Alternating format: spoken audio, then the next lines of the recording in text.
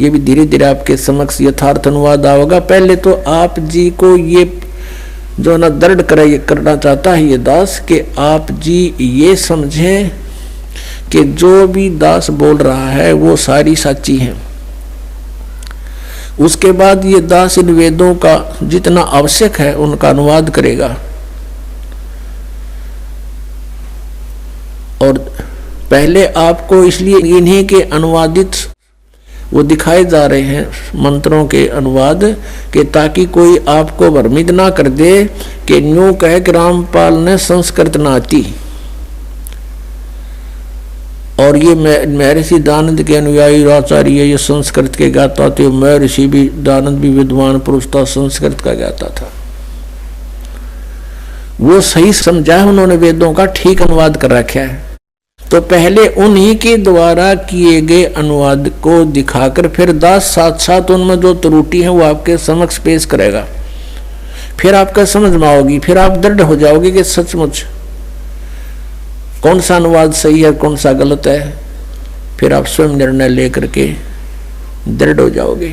और जब तक हम दृढ़ नहीं होंगे हम कोई मोक्ष प्राप्ति नहीं कर सकते। डगमग आदमी कभी सफल नहीं हो सकता। आप आगे जाकर के मान लीजिए दो रास्ते हो जाते हैं। कहीं आप अकेले जा रहे हो,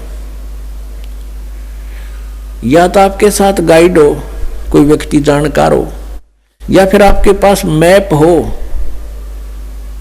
उस मैप पर आप देख कर चल सकते हो कि ये रास्ता नहीं ये है। और मैप के बारे में आप दृढ़ हो कि सचमुच इसमें जो लिखा फाइनल है। तो ये हमारे सदग्रंथ हमारे मैप हैं। ये मैप आपको मानचित्र दिखाया जा रहा है कि आप जिस रास्ते जा रहे हो ये रास्ता आपका है, ये नहीं है। और आप दृढ़ हो जाओगे सचमुच ये, फिर आप डगमग नहीं हो सकते। अगर आपके पास मैप नहीं है आप चल पड़े, आगे दो रास्ते हो जाते हैं, वहीं पर आप असमंजस में पड़ जाओगे, आंख मीच करते चल पड़ो किसी साइड में, वो दूसरी बात है। तो ऐसे इन सदग्रंथों का आपके रूबरू कराना ये दास अनिवार्य समझता है। अब बताया कि वेद मेरा भेद है और मैं ना वेदन के माही, जौन वेद से मैं मिलूं ये वेद जानते नहीं।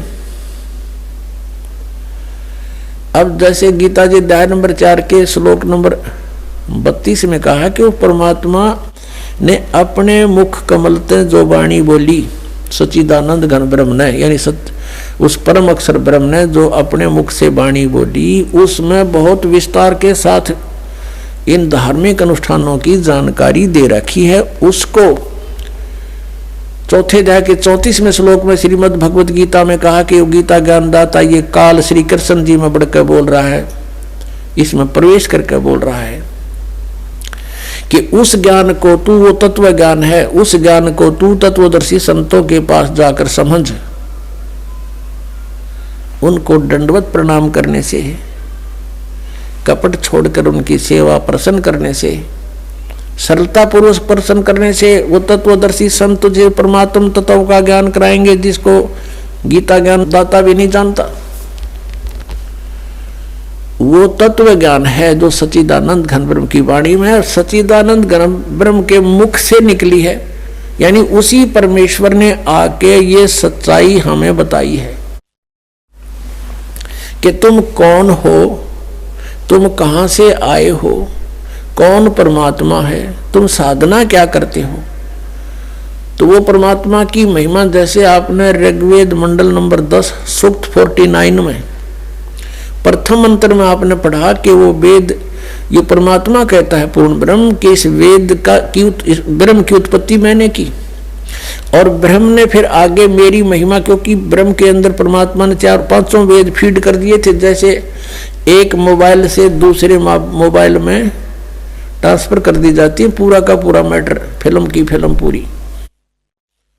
ऐसे परमात्मा ने 5 वेद इसके अंतःकरण में फैक्स कर दिए थे वहां से।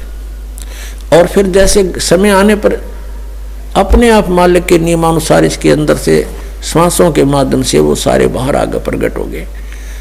अब अगर आज से 50 वर्ष 20 वर्ष 40 वर्ष पहले ये दास ये बताता कि परमात्मा ने इसके कंप्यूटर में इसके काल के अंतःकरण में वो चारों वेद भेज दिए। और फिर समय आने पर उसको आदेश अनुसार प्रक्रिया मालिक ने ऐसी की कि उसके श्वासों से आप निकले बार। तो ना जच्चो या बात, आज सारा यकीन होगा, विश्वास होगा आपको, क्योंकि आजकल आप जो टेक्निक देख रहे हो कहां से कहां डाउनलोड कर लेते हैं, और एक छोटी सी चिप होती है इतनी,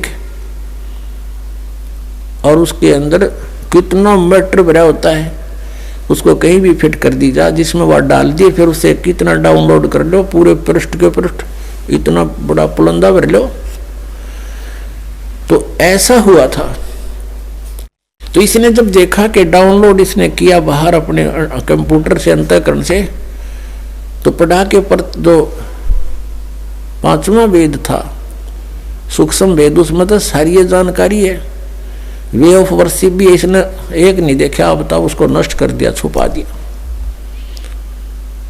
और ये 4 थे जो जिसमें महिमा तो थी भगवान की, इनको खत्म नहीं कर सका ये। इसमें भी महिमा है लेकिन वे ऑफ वर्शिप नहीं है। और इस वेद को समझना यहाँ के प्राणियों के बस की बात नहीं, चाहे ब्रह्मा जी हो, चाहे विष्णु, चाहे शिव जी, ये भी वेदों को नहीं समझ सके। ये तो वो परमात्मा स्वयं आता है, फिर स्वयं ही अपने द्वारा लिखी हुई उन ग्रंथों को स्वयं ही ठीक ठीक समझाता है। अब जैसे वेदों का जो निर्णायक ज्ञान परमात्मा ने अपनी सच्चिदानंद घन ब्रह्म की वाणी कबीर वाणी में बोला, अब उस वाणी से परिचित होने के बाद हमने वेदों को खोला और वेद बिल्कुल साफ हो गए, क्योंकि ये आध्यात्मिक ज्ञान है, इसको संस्कृत भाषा के जानने वाले नहीं खोल सकते, इसका अनुवाद नहीं कर सकते। जैसे किसी ने हिंदी सीख ली, फॉरेनर ने, अच्छा हिंदी में चाहे कुछ भी बन जा और शास्त्री बन गया, और उसने रामायण का ज्ञान नहीं, रामायण की स्टोरी का ज्ञान नहीं, और उसको कोई कहे कि ले आप इन तुलसीदास कृत चौपाइयों का अनुवाद कर दो, अड़ंगा करेगा वो, बेसिक विद्वान बना हुआ है।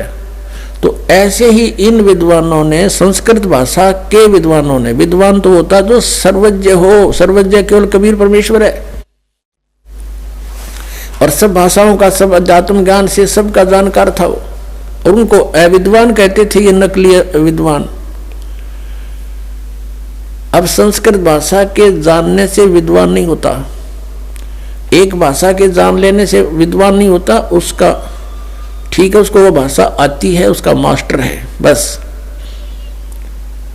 अब तत्व ज्ञान को नहीं समझ सके, जिस कारण से उन्होंने इनके अर्थों का अनर्थ कर दिया। अब वो परमात्मा स्वयं वहां से चलकर आते हैं, अपने द्वारा रची हुई सृष्टि को वही ठीक ठीक बताते हैं, और यथार्थ ज्ञान वही आकर देते हैं, वो ज्ञान समझाते हैं, मनुष्य की तरह चलकर आते हैं। अपनात्मा इस काल भगवान ने इन अज्ञानी ऋषि महर्षियों मंडलेश्वरों गुरुओं ब्राह्मणों द्वारा, ब्राह्मण का अर्थ कोई जाति से नहीं है, ये समझना चाहिए, क्योंकि हम वेदिक ज्ञान सुनते नहीं।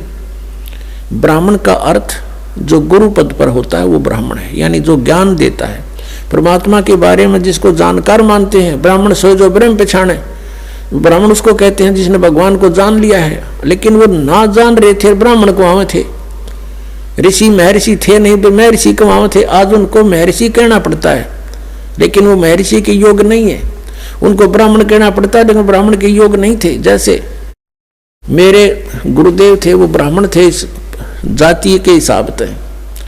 हरियाणा में गांव पैंतावास, दादरी के पास बड़ा पैंतावास और जिला भिवानी, उस बड़े पैंतावास के गांव के रहने वाले ब्राह्मण जाति हैं, लेकिन वो अपने आप को ब्राह्मण नहीं कहते थे, वो संत रामदेवानंद कहते थे, वो संत थे।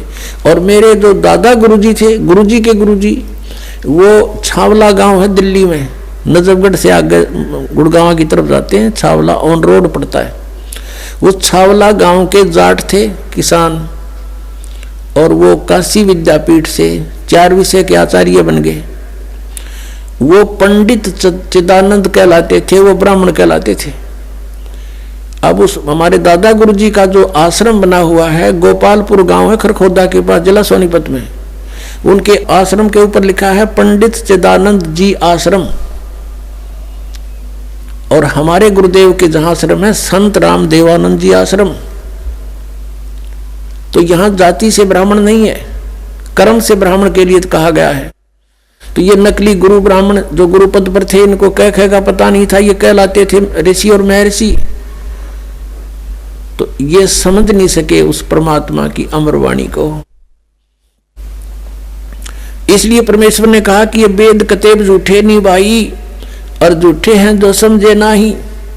तो वेदों में लिखा है कि वो परमात्मा स्वयं गति करके आता है। अब जैसे ये आर्य समाज का जो ग्रुप है, इसमें शिक्षित वर्ग बहुत है,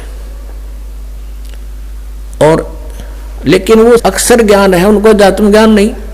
उधर से महर्षि दानंद को भी कह का पता नहीं था अध्यात्म ज्ञान का, इसलिए उसने कोशिश की वेदों का अनुवाद करने की, और उसका अपना सिद्धांत था कि भगवान निराकार है।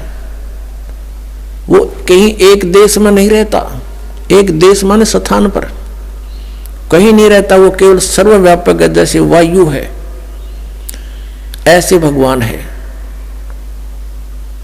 भले आदमियों, निराकार परमात्मा इतनी बड़ी बड़ी स्ट्रक्चर कैसे बनाओगा वो? जैसे कोई नौका साकार कैसे बनाओगा, सुन लो साकार कैसे बनाओगा। साकार मनुष्य इंजीनियर है और जहाज बना दिया, हवाई जहाज, वायुयान बना दिया, समुद्री जहाज बना दिया, उसमें बैठ कर आराम से घूम रहा है और वो यान चल रहा है। निराकार कोई कारीगर बना के दिखा दो, मरे बादशाह के बनाओगा, वो खख बनाओगा। तो ऐसे परमात्मा मनुष्य सदृश है, उनकी वो अमित औजा है, उसकी शक्ति का कोई वार पार नहीं है। उनके वचन से सबको जो हो जाता है। जैसे आप हम देखा करते हैं जादूगर होते हैं, अपने मुख में एक छोटी सी गोली कंचा, इतना वो कंचा होता है, उस गोली को मुख में डालते हैं और थोड़ी देर में करके इतना बड़ा मुस्कुल तो का मुंह में दो पत्थर बना देते हैं, और नो पटक दे, पट्टा उठा के देख लो कति पत्थर है। तो उस जब एक जादूगर इतना कुछ कर सकता है, और वो तो परम जादूगर, वो तो सर्वशक्तिमान, एक वचन में सब कुछ कर दे। तो ऐसे ही उस परमात्मा की महिमा से हमने परिचित होना। उस परमात्मा ने कहते हैं एक शब्द में सब किया, सकल जमी आसमान, एक वचन में सब कुछ बना दिया। तो समर्थ है उसको, वो कुछ भी कर सकता है। तो वो जानकारी स्वयं ही आकर दी। अरे ये निराकार बताओ भगवान को, और वेद के साकार है, निराकार है, मनुष्य सदृश है वो। अपनात्माओं, इसलिए परमात्मा कहा करते, मोती मुक्ता दर्शत नाही, ये जग है सब अंदरे, दिखत के तो नैन चश्म, इनका फिरा मोतिया बिंदरे। ये दिख है विद्वान पुरुष और महर्षि को हमें, इनका मोतिया बिंद है, जिसका मोतिया बिंद हो आंखों में। आंखें तो दिखाई देती हैं, जैसे बड़ा स्वस्थ आंखें हैं, सब कुछ दिखता होगा, लेकिन वो नपट अंधा है जिसका मोतिया बिंद हो गया दोनों आंखों में। तो परमात्मा कहते हैं कि तुमने ये महर्षि दिखाई दे, गुरु ब्राह्मण दिखाई देते हैं, ये मंडलेश्वर, इनका मोतिया बिंद हो रहा है, अपने सदग्रंथों में लिखी हुई सच्चाई का नहीं पता, और फिर निराकार कहते